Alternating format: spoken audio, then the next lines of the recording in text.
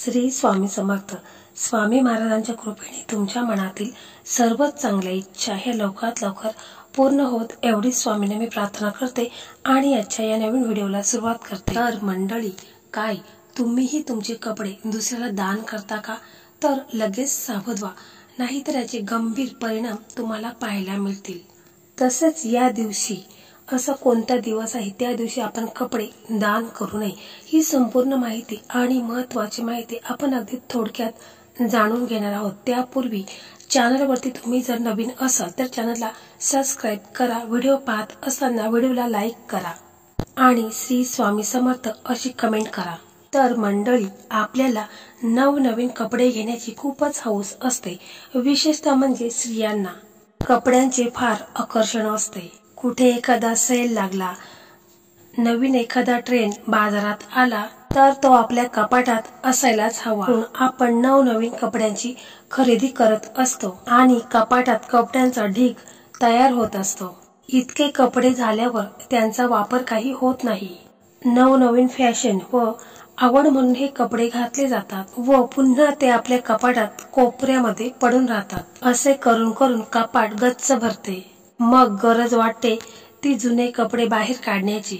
मग आपल्याला जे कपडे आवडत नाहीत किंवा फिटिंग मध्ये बसत नाहीत, लहान मोठे झालेले, फाटलेले, शिलाई नसलेले असे सर्व कपडे आपण बाजूला काढत असतो. मग आपल्या पुढे मोठा प्रश्न पडतो की ह्या कपड्यांचे करावे तरी काय?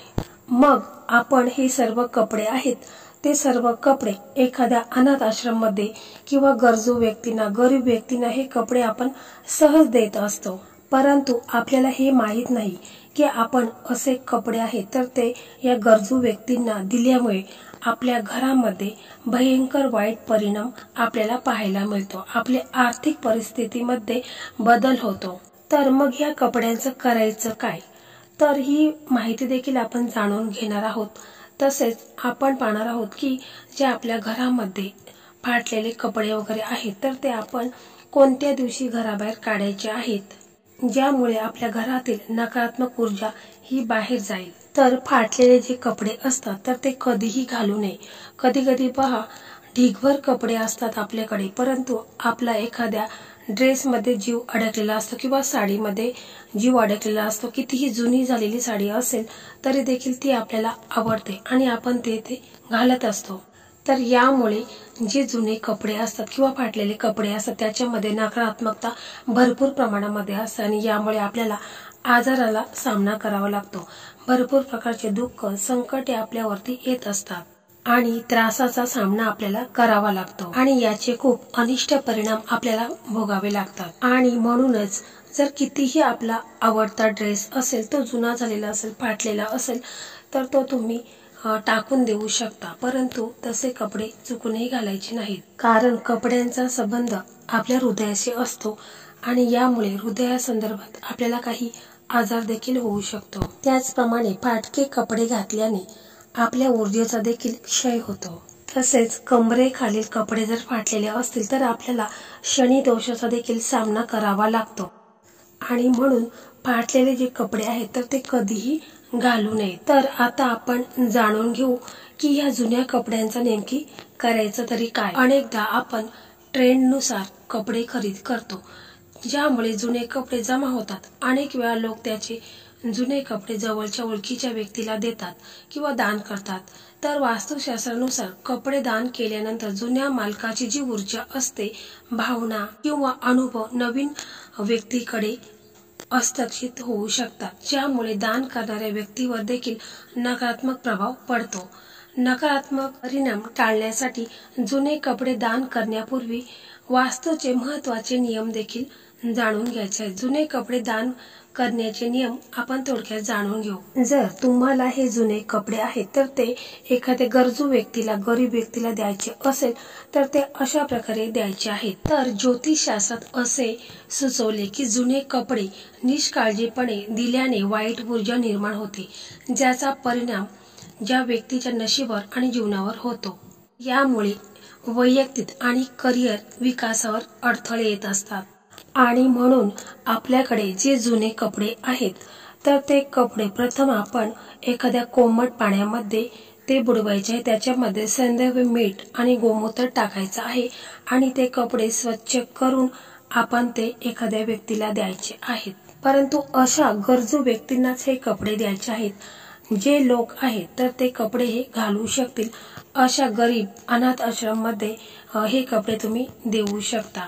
तसेच आपण अंगावरून काढलेले कपडे हे इतरांना तसेच द्यायचे नाही, तर ते देखील धुवून द्यायचे आहेत।